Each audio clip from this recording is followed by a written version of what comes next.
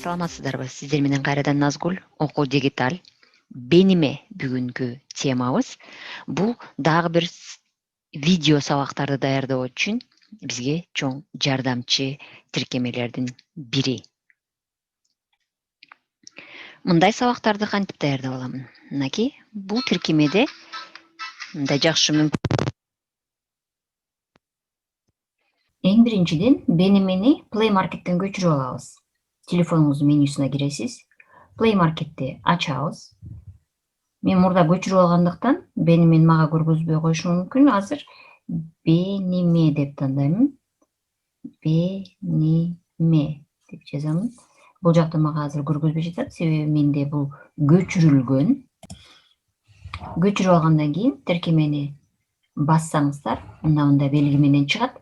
Эң үстүндө Бениме деген жазуу латын тамгасы менен, кара камера, ортосунда кызыл белгиси менен, үстүндө 2 лентасы.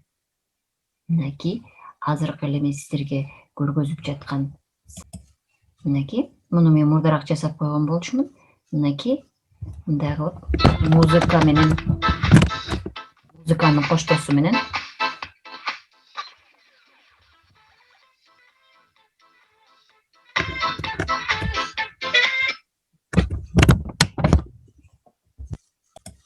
ал үчүн тиркемеде эң алдында оң жагында кызыл тегерекченин ичинде плюс деген басамын.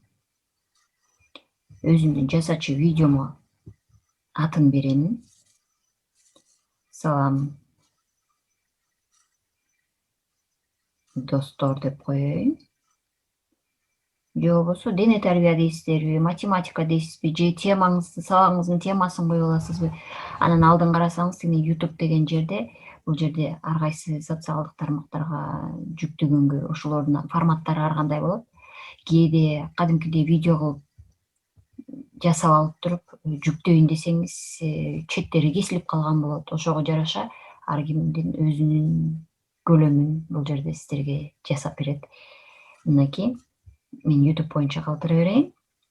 Андан кийин эң алдындагы кызыл Create Movie дегенди басып коесуз. Мынакей ачылды. Актай баракча ачылды. Эң биринчи мынакей бул жака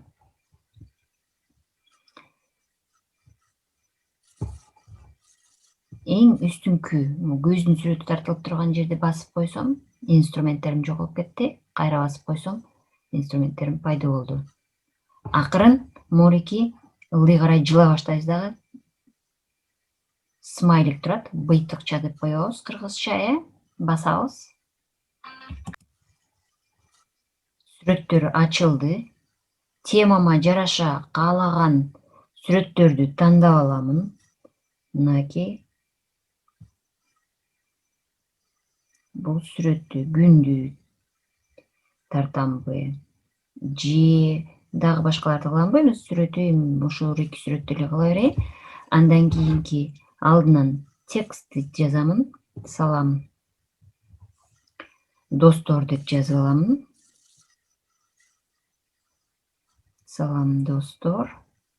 Текстти коюп алдым. Каалагандай кылып текстти жылдырып аласыздар. Мынакей. Андан кийин эң үстүндө карасаңыздар, тигинеки А тамгасы жазылып турат. А тамгасына басып койсоңуздар, мынакей шрифти кандай кылып жазылса дегенди өзгөртүп берет. Андан кийин жанында турганы бул тамгаларыңыздын өңү өзгөртөсүз. Мынакей кара бойдон кала берди. Андан кийин бууреки жанындагы 100 деп турган жерге акырын жылдырып көрсөңөр, булар тамгаларыңардын чоңоюп кичирейгени. Мынакей кандай көлөмдө жазылыш керек экенин ушул жерден чоңойтуп кичирейтип аласыздар. Болду. Эгерде текстиңерге дагы кошумча текст же алмаштыргыңар келсе, ана жанындагы калемди басып коесуз. Жоксо бул жер бүттү, кайра экинчи текст пайда болсун дейсиз. Келгиле. Ойнойбуз. Мынакей. Бул акырын жылдырып салайын дагы. бул мага экинчи текстимди бул жерге жылдырып алайын. Болду. Текст жасап алдык эми. Эми алдында текст Т дегенин алдындагы бул жактан мен артындагы фонду өзгөртүп алдым. Болду. Эми бул сүрөттөр жыла баштаганда мынакей колдун коштоосу кайсы кол силерге көбүрөөк жагат? Же колу коштобой эле койсун, же карандаш коштосун, же мынакей мындай болду. Эми бул кандай болуп көрүнөт экенин карап көрөбүз. Мындай кылып тарта баштайт экен. Кээде бул эң эле тез болуп калган болсо, тез болуп калса,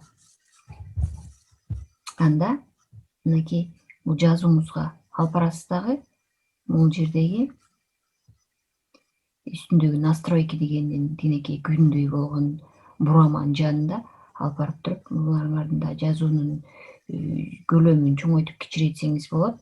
Же болбосо мынакей секундалар жанында жазылып турат. Канча убакытта экөөнүн ортосу канча убакыт болуш керек, бир сүрөттөн кийин канча убакыттан кийин кийинки сүрөт пайда болсун, же болбосо жазылышы тез болсунбу, жай болсунбу дегендей жерде дагы кыла аласыздар. Мынакей дагы бир жолу карап көрөбүз. Эмне өзгөрдү? Жайыраак тарта баштады.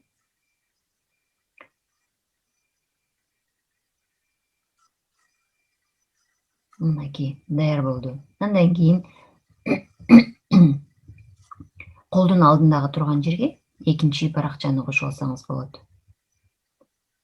Мынакей алдында чыгып калды. Эң алдында жасап аткан баракчаңыздын немеси, анын жанында плюска басып койсоңуз, кийинки баракчаңыз кошулду. Кийинки баракчаңызга да кайрадан эле смайликти басасыз. Басканда жанакы сүрөттөр кайра чыкты.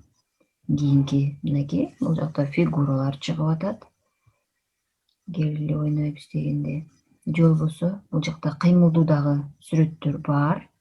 Келгиле ойнойбуз дегенде мынакей каалагандай кызыктуу, өзүңөрдүн сабагыңарга ылайыктуу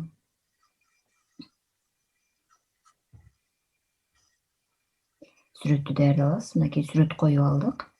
Сүрөт койдук. Бул кичирээк болуп жатат. Эң үстүндө турган бурамадан кайрадан муну чоңойтуп аламын. Мынакей тез убакыттын ичинде болсунбу, же жай болсунбу, анын дагы убактысын дагы коюп алсам болот. Бир аз жайдан кыймылдасын, же канча убакыттын ичинде бул жактын үстүнө текстти коесуз. Текстке жараша бул жака сүйлөп турсаңыз дагы, сүйлөп мурдадан аудио жаздырып даярдап коесуз дагы бул жака кошуп коесуз.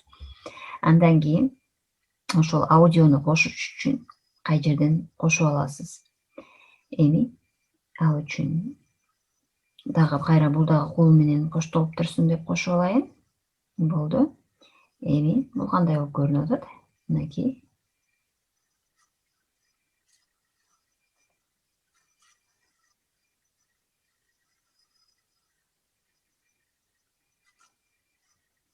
Кийинки дагы мынакей текстибиз пайда болуп, сүрөтүбүз пайда болду.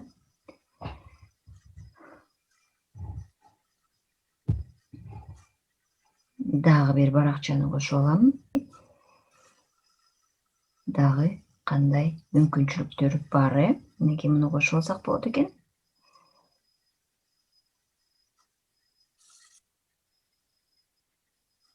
Муну кошуп коеюн, чоңойтуп алайын.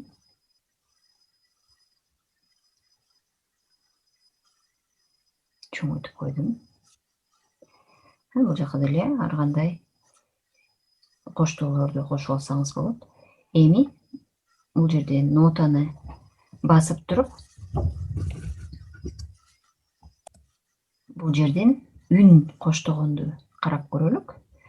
Мынакей өзүңүздө кай жерде сакталган болсо ошол жерден выбор звука дегенди карап туруп эле мен коюп көрөйүн дагы. Мага эмнени кошуп берет экен?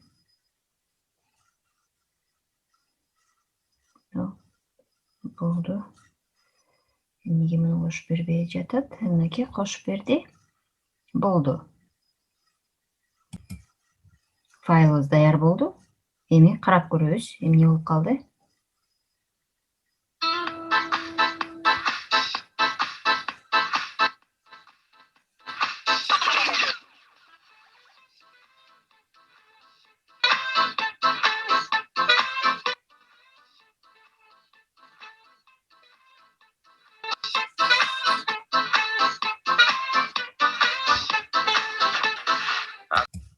болду, файлыбыз даяр болду десек, анда эң акырында болду баарын даярдалгандан кийин эң алдында турган камеранын сүрөтү турат.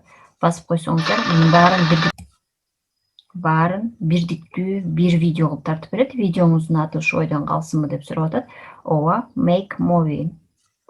Мынакей баарыңарды бирдиктүү кылып файлдарыңыздан видео жасап жатат.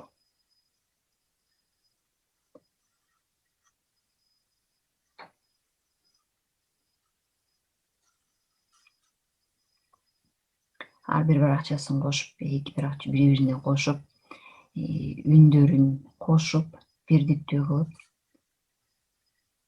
мынакей аудиосун кошуп алгандан кийин даяр болот. Мынакей муну сиз YouTube'га же WhatsApp аркылуу түздөн түз бөлүшсөңүз болот экен. Же болбосо жөн эле биринчи карап көрөбүз. Play дегенди бассам, мен биринчи өзүм эле көрүп көрсөм болот.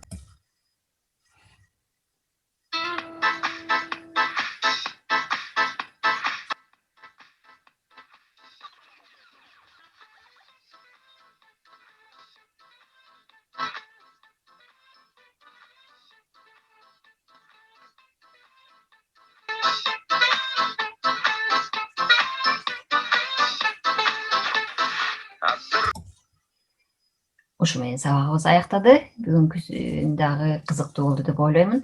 Дагы эмне сиздерге кызык? Комментарийлерге жазып бөлүшүңүздөр, сураңыздар. Мен көрсөтүп бергенге аракет кылайын. Ооруңуздар, ден соолукта болуңуздар. Баарыңыздарга ийгилик.